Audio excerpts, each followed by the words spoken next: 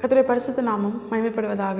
இந்த நாளிலும் இந்த காலை வேளையிலே கர்த்தர் நம்மை அவர்கள் பலப்படுத்தும்படியாய் நமக்கு தருகிற வார்த்தை ஏசாயா தீர்க்கதரிசன புஸ்தகம் அதனுடைய 53வது அதிகாரம் அதனுடைய 4வது வசனம். மெய்யாகவே அவர் நம்முடைய பாடுகளை ஏற்றுக்கொண்டு நம்முடைய துக்கங்களை சுமந்தார். நாமோ அவர் தேவனால் அடிபட்டு வாதிக்கப்பட்டு சிறுமைப்பட்டவர் என்று எண்ணினோம். கர்த்தருடைய பரிசுத்த நாமம் மகிமைப்படுவதாக. இந்த வசனத்தை கொண்டுதான் தேவன் தேவஜனங்களாகிய நம்மை இன்று அவர்கள் பலப்படுத்துகிறார். இந்த வசனத்தில் கர்த்தர் நமக்கு காண்பித்து தருகிற ஒரு பிரதானமான சத்தியம் என்ன தெரியுமா? மெய்யாகவே தேவன் தேவஜனங்களாகிய நம்முடைய பாடுகளை அவர் ஏற்றுக்கொண்டார். நம்முடைய துக்கங்களை அவர் சுமந்தார். அவர் சுமந்து சிலுவையிலே அதை தீர்த்து விட்டார்.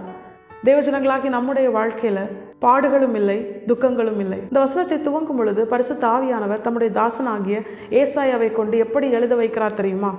மெய்யாகவே அவர் நம்முடைய பாடுகளை சுமந்தார். மெய்யாகவே அவர் நம்முடைய பாடுகளை ஏற்றுக்கொண்டார். நம்முடைய துக்கங்களை சுமந்தார். வேதத்தில் ஒரு வார்த்தை எழுதப்பட்டதேயானால் அது மெய்தான். அதுல எந்த மாற்று கருத்தும் கிடையாது. ஏன்னா வேதம் ஜீவனுள்ள வார்த்தை, முழுக்க முழுக்க சத்திய வார்த்தைகளால் நிறைந்தது. இதுல பொய் எதுவுமே கிடையாது. அதனால்தான் இன்றும் 2000 வருஷங்களாய் இந்த வேதத்தில் உள்ள ஒரு எழுத்தாகிலும் எழுத்தின் உறுப்பாகிலும் அழிந்து போகாமல் அது இன்றும் அநேகருக்குள் கிரியை செய்து நித்திய ஜீவ காலமாய் நித்திய ஜீவனிலே போய் வாழும்படியாய் அவர்களை உருவாக்குகிறது.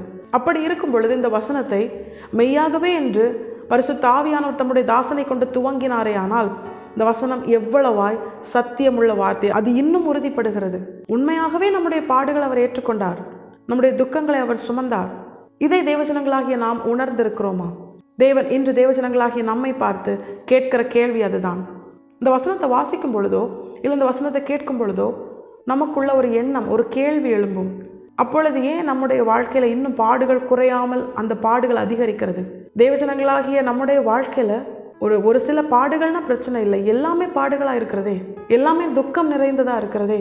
இப்போ தேவன் மெய்யாகவே நம்முடைய பாடுகளை ஏற்றுக்கொண்டு நம்முடைய துக்கங்களை சுமந்தாரையானால் ஏன் இப்படிப்பட்ட ஒரு நிலைமை தேவஜனங்களுக்கு இருக்குது அப்படின்னு சொல்லி ஒரு கேள்வி எல்லாருடைய வாழ்க்கையிலுமே அவர்களுடைய இருதயத்தில் இந்த வசனத்தை வாசிக்கும் பொழுதோ இதை கேட்கும் பொழுதோ அவர்களுக்குள் எழும்பும்.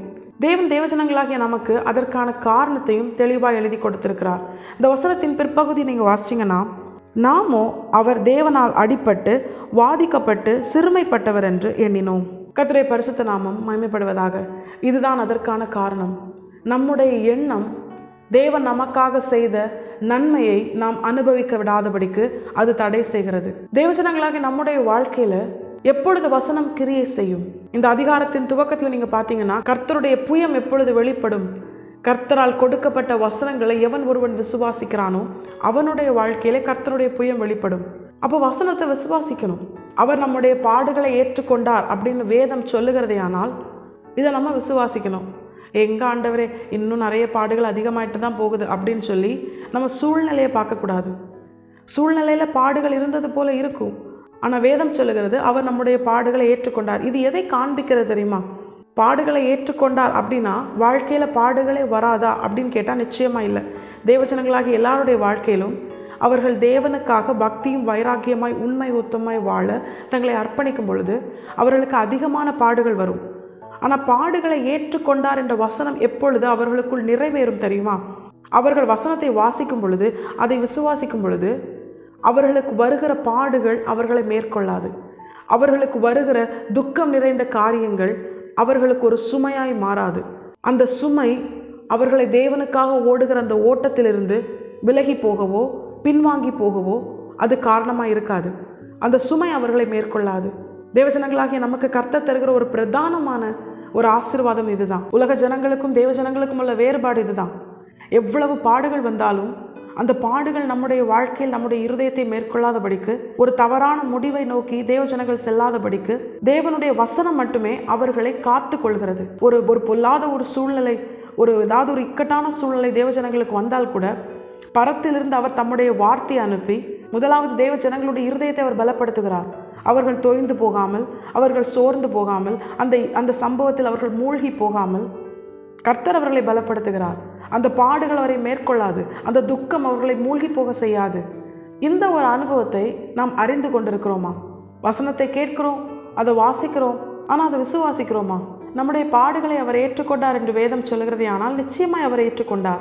தேவன் நம்மிடத்தில் எதிர்பார்க்கிற ஒரே ஒரு காரியம் என்ன தெரியுமா? தேவன் நமக்கு தருகிற வசனத்தை, அவருடைய வார்த்தைகளை நாம் விசுவாசிக்க வேண்டும். அவர்கள் வாழ்க்கையில்தான் வல்லமையுள்ள காரியங்களை, மகத்துவமான காரியங்களை தேவன் அவர்களுக்கு தான் செய்வார். யாருடைய பாடுகளை நம்முடைய ஆண்டவராக இயேசு கிறிஸ்து ஏற்றுக்கொண்டார்? யாருடைய துக்கங்களை நம்முடைய ஆண்டவராக இயேசு கிறிஸ்து சுமந்தார்? வேதம் நமக்கு தெளிவாய் காண்பித்து தருகிறது. அவர் உலகத்தின் பாவத்தை சுமர்ந்து தீர்க்கிற தேவ ஆட்டுக்குட்டியாகத்தான் வந்தார். அப்படித்தான் அவர் செயல்பட்டார். ஆனால் யார் அதை அறிந்து விசுவாசித்து அந்த வார்த்தைகளை உணர்ந்து தங்களை அர்ப்பணிக்கிறார்களோ, அவர் தனக்காக செய்த அவ்வளவு பெரிய அன்பின் வெளிப்பாடாய் தம்முடைய ஜீவனை கொடுத்த அந்த காரியத்தை உணர்ந்து யார் தங்களை அர்ப்பணிக்கிறார்களோ அவர்களால் தான் அந்த வாக்குத்தத்தத்தை சுதந்திரிக்க முடியும். தேவஜனங்களாகிய நமக்கு தேவன் இந்த வார்த்தையை மீண்டும் ஒரு விசை நினைப்பூட்டி நம்மை பலப்படுத்துகிறார். மெய்யாகவே அவர் நம்முடைய பாடுகளை ஏற்றுக்கொண்டு நம்முடைய துக்கங்களை சுமந்தார். கர்த்தர் தாமே இந்த வசனத்தை கேட்டு நாம் அனைவரையும் ஆசீர்வதித்து வழி நடத்துவாராக. கர்த்தருடைய பரிசுத்த நாமம் மட்டுமே மகிமைப்படுவதாக. மாரநாதா, இயேசு வருகிறார். ஆயத்தமாகவும் பிறரை ஆயத்தப்படுத்துவோம். ஆமென்.